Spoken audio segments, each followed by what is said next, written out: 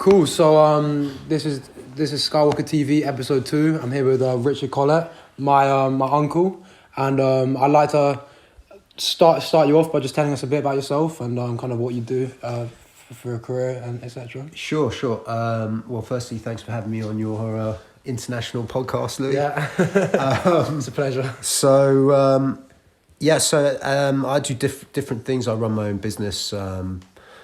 In consulting business out of China, out of Asia, but also I'm a Krav Maga instructor. Right. I'm expert level. I'm from an organisation called KMG, which is Krav Maga Global, which is run by the number one ranked master in the world, Eyal Yanilov. Cool. He's a friend of mine, and I've been fortunate enough to train with him on many courses over the past 12 years. Nice. And so back in Jersey now and running a Krav Maga self-defense and security consulting company over here. Cool. Yeah, that's it. So, San, I'd like to ask you the first question, which is a question I ask all my guests. If you can have a conversation, this could be a separate conversation. This could be 5 separate conversations, or it could be a conversation with 5 people, dead or alive. Who would you choose to have a conversation with? Just 5 people. Yeah, so dead or alive, that you'd love to have a conversation and kind of pick their brain sort of thing. Okay. Well, the first person would be Jesus. Right. Okay. Then Jimi Hendrix. Okay. Cool. Bruce Lee. Right. Dead or alive. Yeah. 5 people, eh?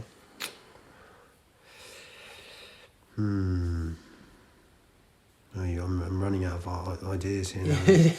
Put you on the spot a little bit. It's a bit of a random one, but Yeah, no, it's a good question. Yeah. Clint Eastwood. Right. Cool. And one more. Come on, give me one more. Let's go pretty random. Let's do Wyatt Earp.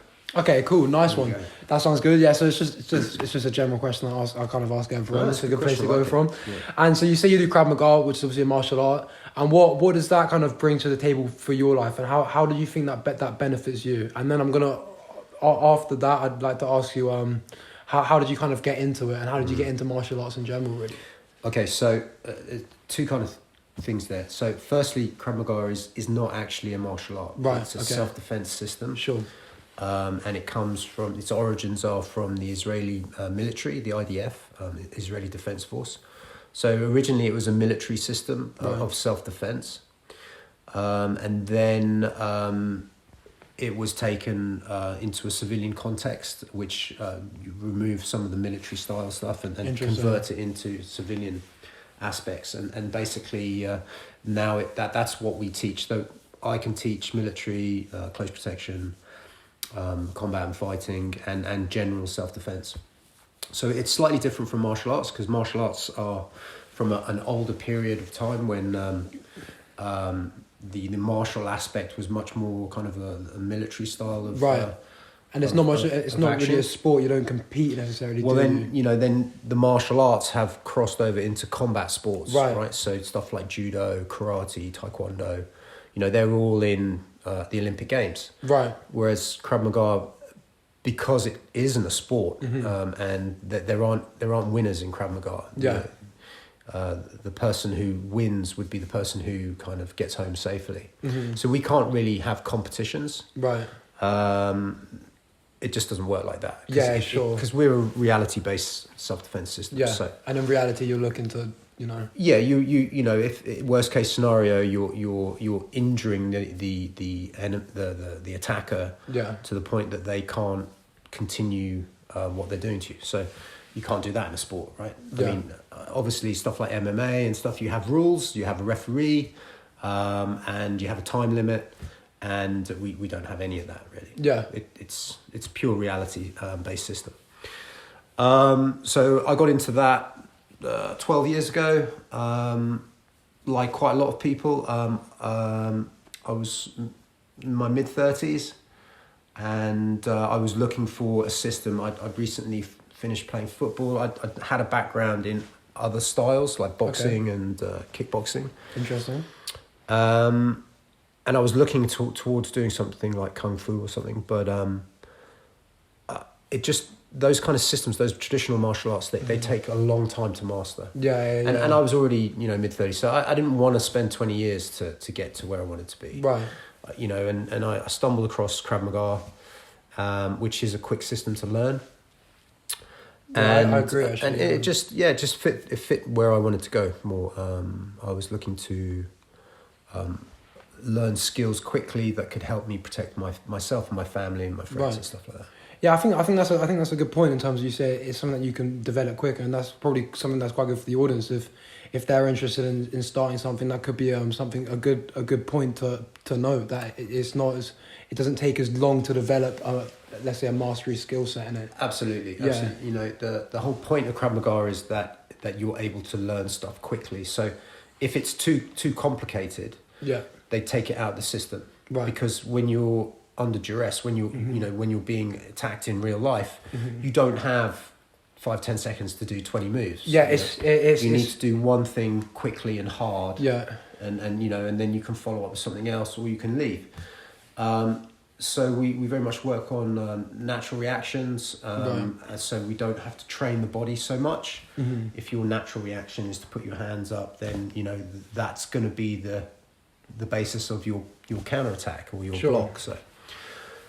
So in terms of it really depends what you want to get out of it. So if you're a sports person and you want to do a combat sport, that's great. So you might want to do Muay Thai, you might want to do boxing or judo. They're all fantastic sports. Yeah, I really enjoyed learning Muay Thai in Thailand. Yeah. Done them all, man, and really really love them, and they have their skill sets definitely cross over into stuff like MMA, but they also cross over into self-defense, which is Krav Maga. Krav Maga is the best self-defense system in the world, and to date, it's the only one that I've seen that's pure self-defense. So it's effective. That's 100% effective. Yeah. I mean, it's tried and tested by the Israeli military. Right. Do you know what I mean? They all learn Krav Maga, so it's not kind of made up stuff. It is proven. I think the Israeli army is the longest serving international army in that's been at war, because I think they've been at war since the 60s. So, technically at war anyway. So if you're looking for something that can help you build self-esteem, help you build confidence, help you learn the skills to defend yourself, protect your family, Krav Maga is the system for you. Perfect. Not boxing. Well, something that you mentioned there is you say self-confidence. So what I was gonna ask you. So we live in kind of a generation now where there's a lot of people who are doing good for themselves, but there's a lot of lost. Let's say I'm 21. Let's say 21-year-old is a set point. A lot of people who are kind of lost with all this technology and in this new digital age. And what advice would you give someone who's looking to improve themselves, but they just can't get round to it, or they're just in a rut? What advice would you give someone in that position, sort of thing? Yeah, it's difficult. In my experience, people they don't want to listen unless they want to change or they want to get to that point. That's it. It's ignorance, really. Not so much ignorance. It's just that change is hard for people. Yeah. And when you're young, there's so many things going on that maybe you're not thinking about. The future as effectively as you are when you're 35. We've all been there, right? Yeah. Yeah. I mean, I was the same, right? So when I was younger, I was doing sports. Right. Probably self-defense system. Maybe if I'd run into Krav Maga when I was earlier, I might have done it. But I was happy doing, boxing and kickboxing because there was a competitive element to it. Right? Yeah. Now, if someone's in a rut and they want to change their life, well, then they need to think about what the problem is, right? Identify the problem first. I think that's the most important thing. That's not easy too, because sometimes there's more than one problem, right? Yeah. So I think the first piece of advice I'd give someone is just to look at what they're doing in their lifestyle that they're not particularly happy about, and that they might want to change, right? Yeah. For example, are you smoking? Are you vaping? Yeah. Do you like it? Why are you doing it? It's bad for you, right? Yeah. So stop giving that up. Now, again, if I said that to a 21-year-old who's going out and stuff, they might not they might laugh me off and might not be interested in what I've got to say. Yeah. So only a certain type of person is going to listen to that advice and maybe make some changes. But at the same time, I'm going to offer that advice. Yeah. Because I know that's the right thing to do, because I've been there, right? Yeah, exactly. Maybe they won't listen to, they won't take on my advice straight away, but maybe they'll listen to it or they'll remember it 5 years down the line. Food for thought, right? Yeah, absolutely. So you've just got to offer, without preaching, you've got to offer your own experiences to people and present it in a way that you're not kind of patronizing them or invading their space. Yeah, there's a line sort of thing. Sure, yeah. when I talk about this kind of stuff, I talk about my own experience. Yeah. And I know that a lot of people won't want to hear what I've got to say. Yeah. But I'm still going to say it. You do it for the betterment of. Yeah, they take it or leave it, really. Yeah, exactly. But at the same time, as long as I'm not being patronising, I think, people are going to have at least one ear open. Yeah. And if they've got one ear open, then they're hearing some of it. And again, like it might not sink in overnight. It might take a few weeks, or it might take years. It doesn't matter. Yeah. You just got to, you got to. You just got to be true to your heart, and you just want to, if you want to be a positive force to the world, you just got to, Yeah, you've got to do. Yeah. That's the other thing. It's if I think, in the digital age, I'm guessing that the younger generation, the 20-year-olds and stuff, that they're kind of quite caught up in a lot of the digital stuff and the pace of it, and they don't have a lot of time to reflect. I don't know necessarily. Yeah, that's very true. Yeah. Yeah. Maybe that's just all young generations. I mean, I certainly didn't really take much time to reflect, but at the end of the day, I think a healthy lifestyle's the most important thing. Yeah. So if you can't change anything, you can change the way you can change the way you eat. You can change your sleeping habits. Yeah. You can change, massive. using the phone. You can get off the computer. You can correct your posture. I mean, when I was growing up, no one was talking about sort of like yoga or posture or right. or really like health benefits of good eating. There wasn't that kind of like the good side of the woke community. That wasn't really. It hadn't arrived yet. Yeah, it hasn't. It just hadn't arrived, and that kind of way of communicating health issues and stuff hadn't arrived. It was evolving at the time. And I look at all the kids today, and actually they're being quite well taught about all the benefits of healthy living and healthy lifestyles. Right. And a lot of kids are doing it, and I think that's great. Sorry, when I say kids, I mean like teenagers, 20-year-olds, all the way up to 30 and stuff, because they're taking responsibility for themselves and looking after their bodies. Now, for the ones that aren't doing that, then is it a personal choice? Is something impacting on you that's stopping you being healthy? Are you making the right decisions? So, that's something that they can talk to themselves about. They can talk to other people about. If you do join a club, some clubs you're going to get a good coach who's going to help you through problems. Yeah. And then other clubs you might have a guy who doesn't care at all, and he's not the right person to talk to. Yeah, of course. So you got to pick the people to talk to, to help you. And my next question, something that I'm kind of going through at the moment, is look. So obviously, I'm trying to start out as a musician. I'm trying to do my photography, videography business, and the days are tough, and it is. I'm up at 6:30, working all day. Working 8 hours at work, in the gym for an hour, and then I'm back home, and then I'm doing at least 5 hours work. And for me, luckily enough, I've got really great role models, and I really know what I aspire to be. What advice would you say for a young person as well who like wants to make a change? As I said, not necessarily like in fitness and health. In terms of they're stuck in their own ways. They're stuck in the system, and they want something in life, but they just haven't got the courage to go for it. For example, me with my music, or I know that I want to be myself in my life.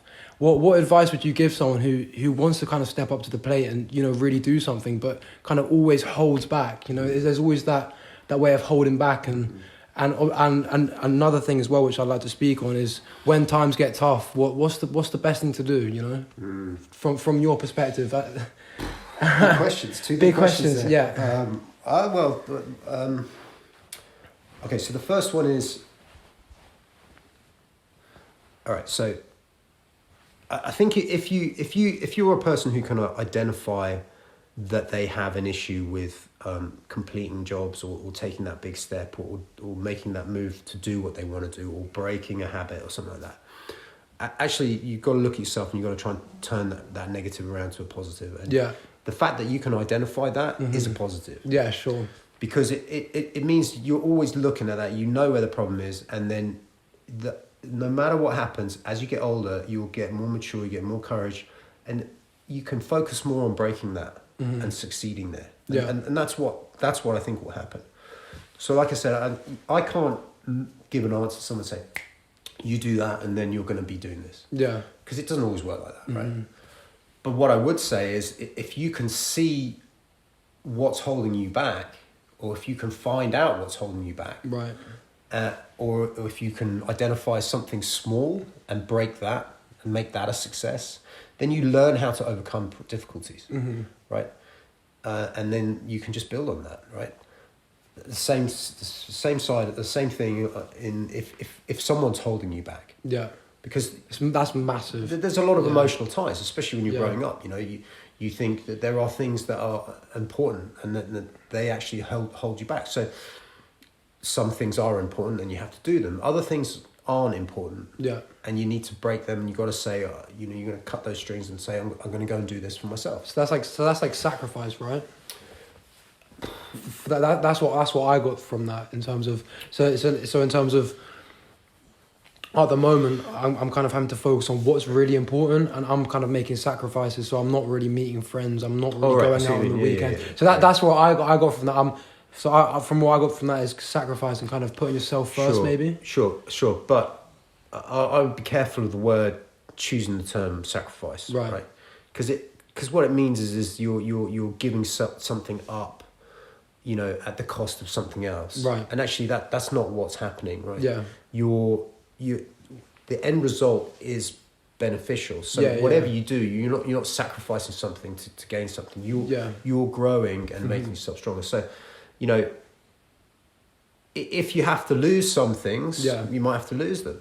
Temporarily, a short time, or long term. Who knows? That's the problem. You just don't know, right? Yeah. Sometimes, you know, there's you don't make an omelette without cracking a few eggs, right? Yeah. That's what it means. I mean, sometimes you're going to step on people's toes, but you've got to learn these things. You've got to push yourself forwards at all times, right? I think that's the best way of learning. What was your second question? I think it was about kind of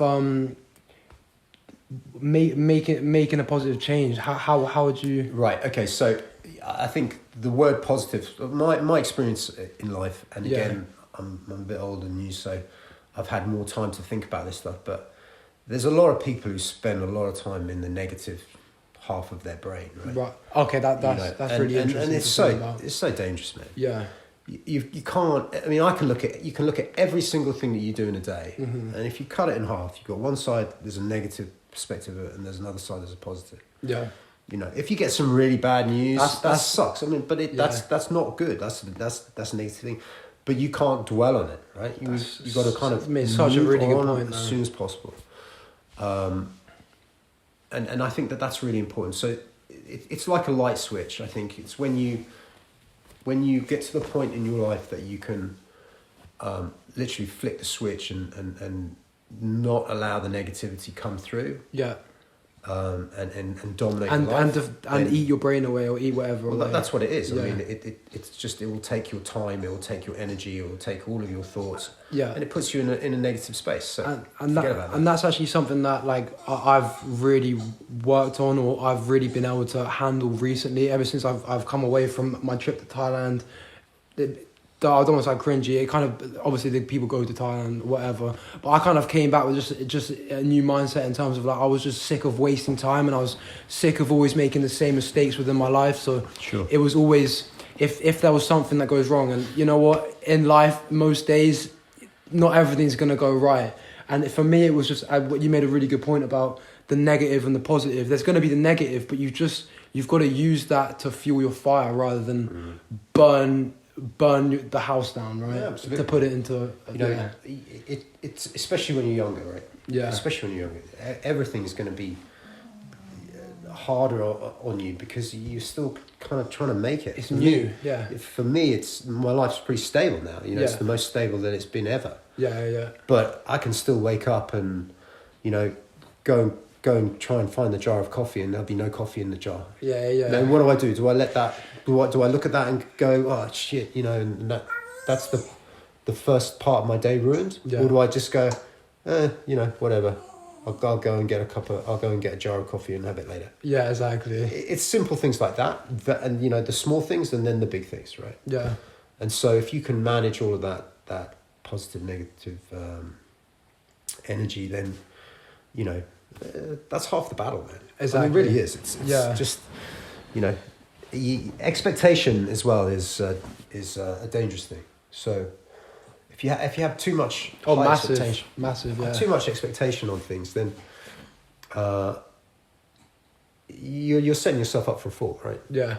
And that can be any kind of thing. So it could be a project, it could be your faith in other people, right? You know, it could be that faith in other people is something that my expectation has always been way too high. Yeah, or just like fate and luck. You know, you expect things to work out and they just don't. You know, so if you, without sounding cliche-ish the whole way through this, but if life is a journey, it's a journey. Yeah. You're going to get ups and downs, right? Yeah. So it's just how you manage it. Right.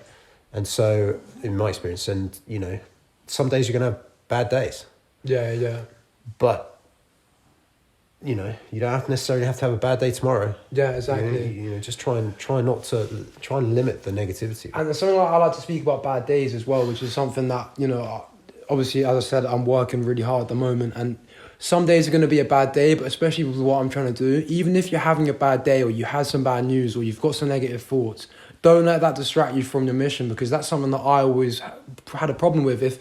If something didn't go my way, I'm just not going to bother with the music today. I'm just going to, you know, watch that film So something that I've done recently is just that if I'm having a bad day, look, I'm having a bad day, but I've got a mission, and if I can still keep focusing on what I've got to do, regardless of these bad thoughts, I know by the end of the day, I'm going to come out positive and going to be like, you know what, that was tough, but I got through it. And then that's kind of what builds strong people, right? Well, it's interesting you say that, because Krav Maga is all about the mission. Yeah.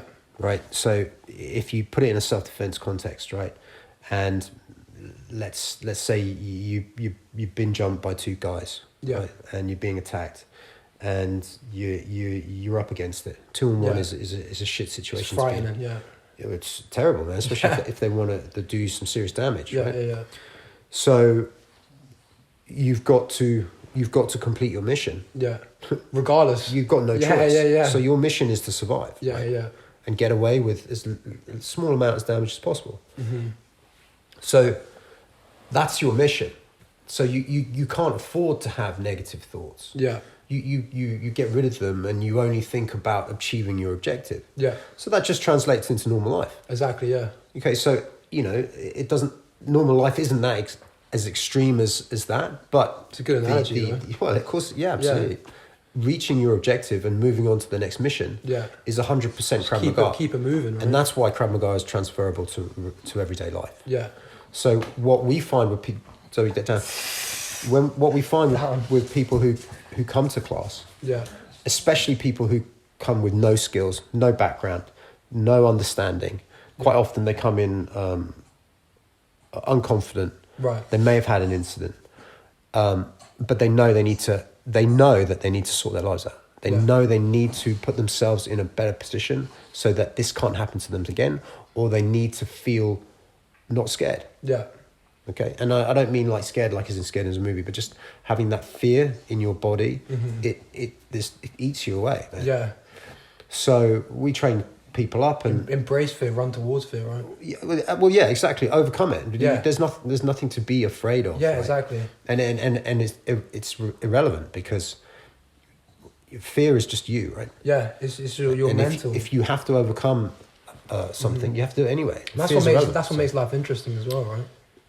To an extent. Well, depends what we're talking about, but I mean, I wouldn't say necessarily being beaten up by two people is interesting. I think what I was doing, I was more saying in terms of like everyday situations, but obviously in you want challenges, and you want you know, and It's very But important. it's like guys. fear Very is important. fear is lack of confidence and self-fear is probably the biggest thing that eats you away, right? Yeah. So when you go and do a combat sport, or where you Mm-hmm. go and do self-defense, or whether you do something constructive, you're going to build self-confidence. You're going to Yeah. build self-esteem.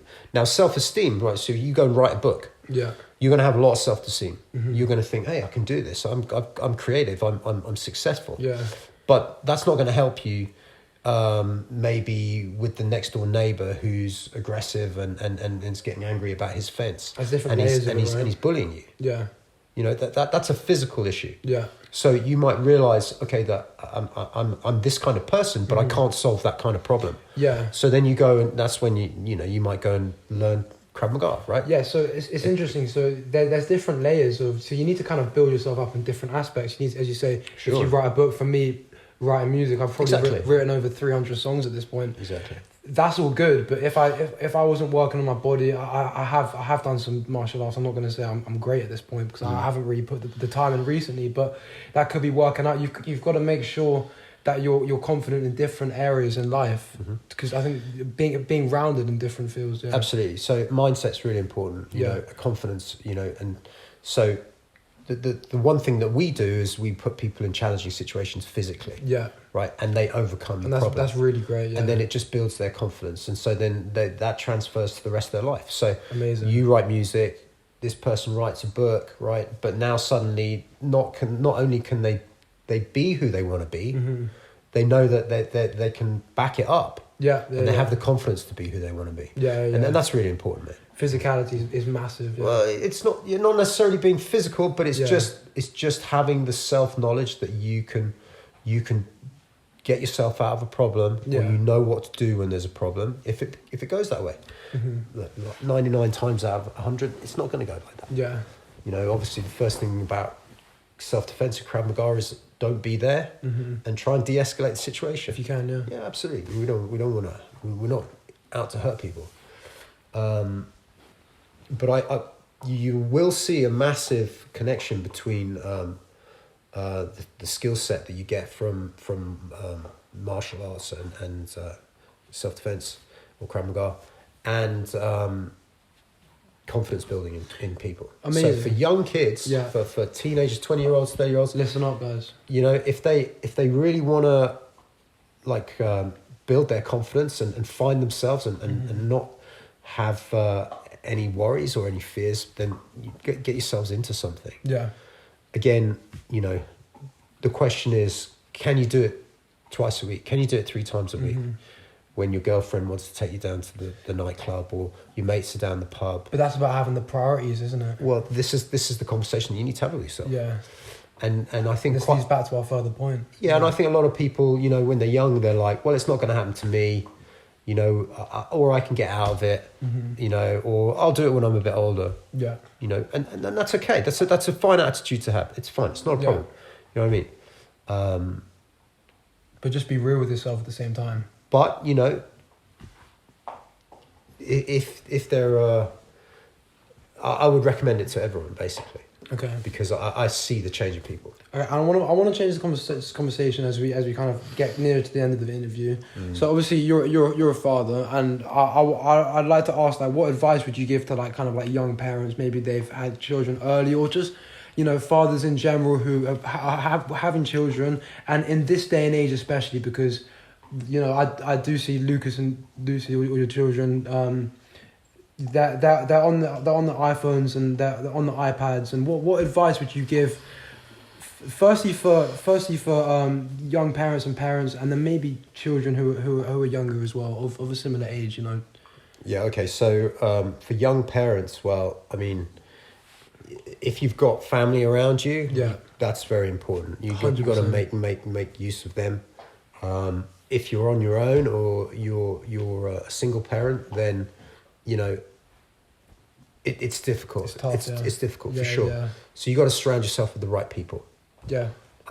Because have a tight circle as well. Well, yeah, but just make sure it's the right people, because there are a lot of people who are not good for you, for people, and or they suck your energy and stuff like that.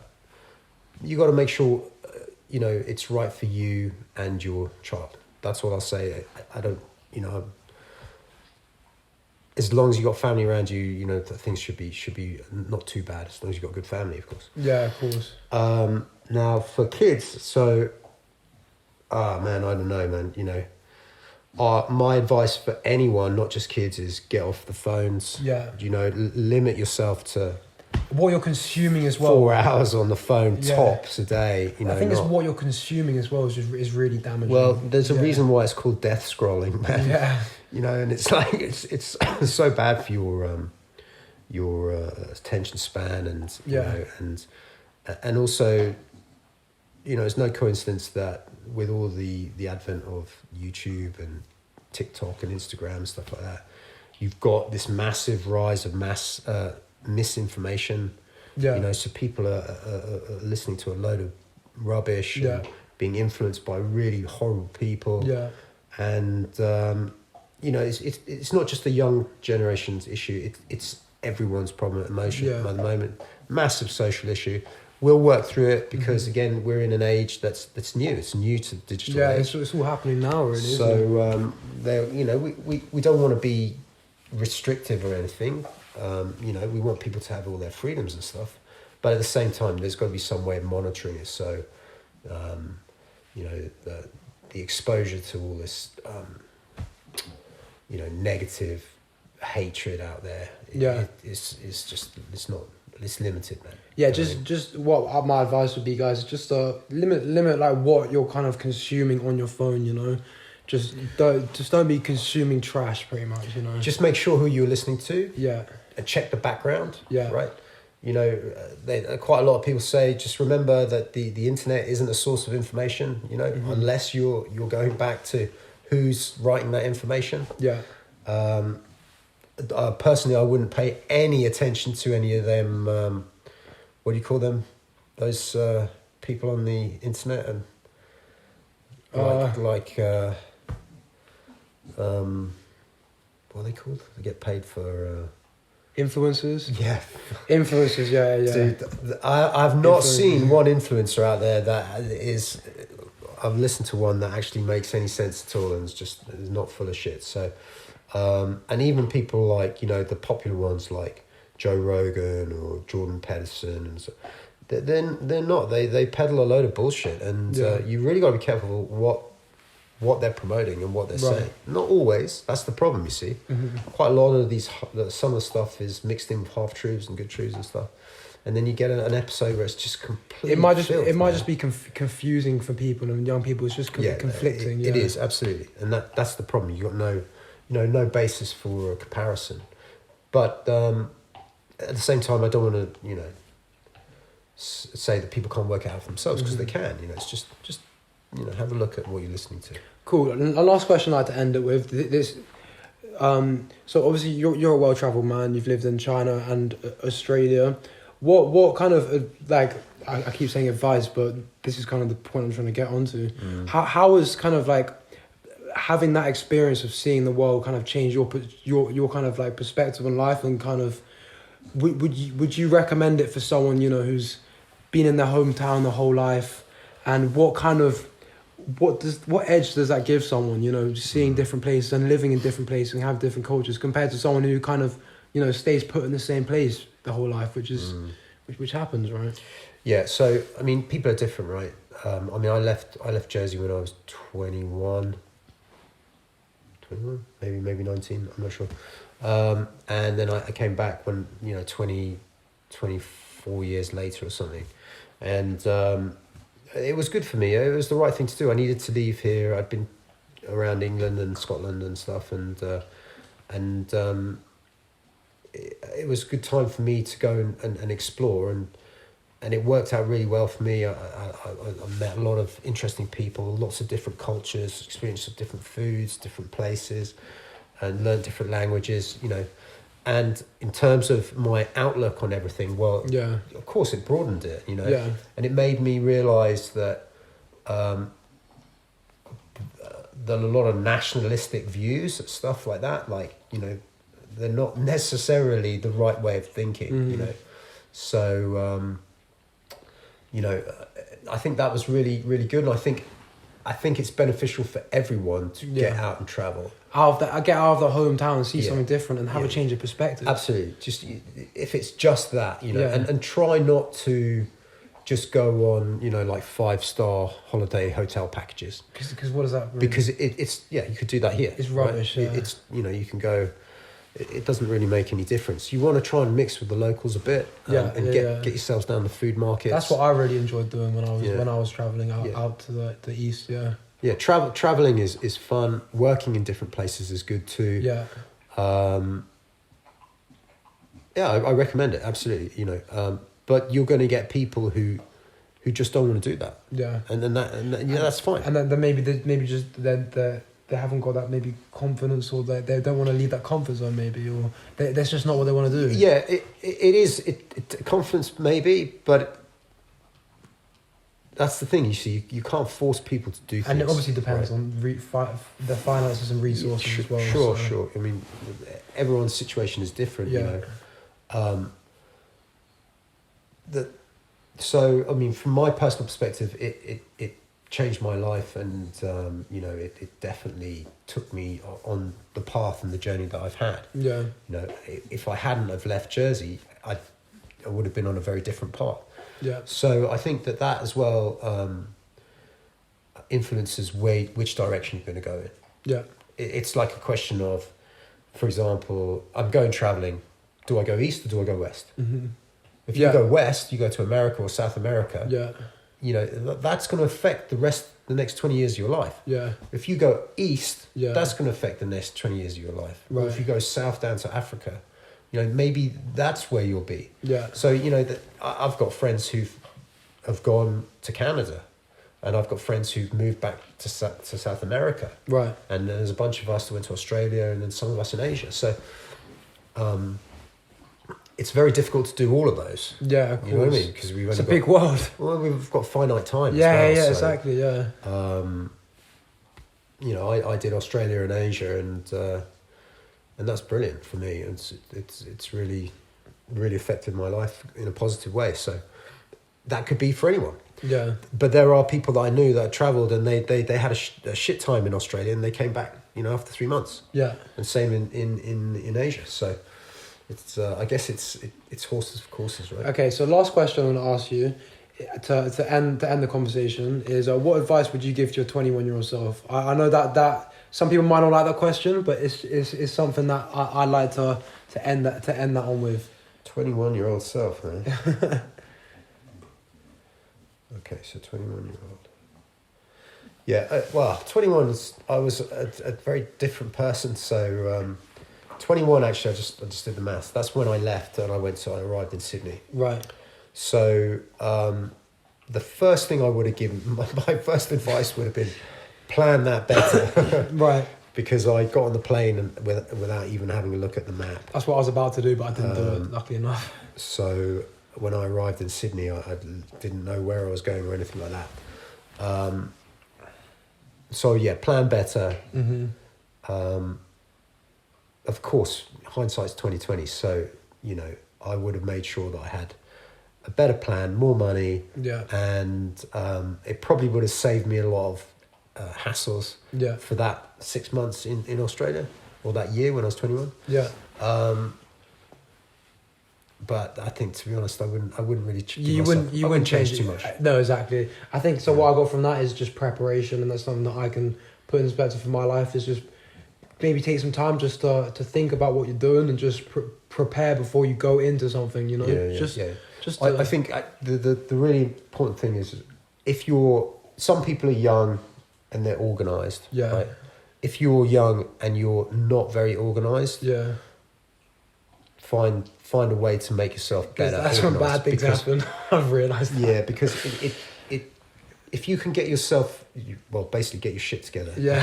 Get yourself organised. Yeah. And have plans and have a little bit more structure. It just makes everything so much smoother. I've taken so much. That's what I'd say. I call it L's over the past, let's just call it the past year, and I'm learning every day, and that's one thing I've learned is preparation. And if you are taking L's, and you are as Richard said, preparation. Just just take time to reflect and don't focus on it. But yeah, I'd like to wrap that up, Richard. Great speaking to you, bud. Nice one. Thank Yeah, you very much and for having me. cool. It was good. Nice Look one. forward to the next podcast. Sounds good. All right, Cheers. dude.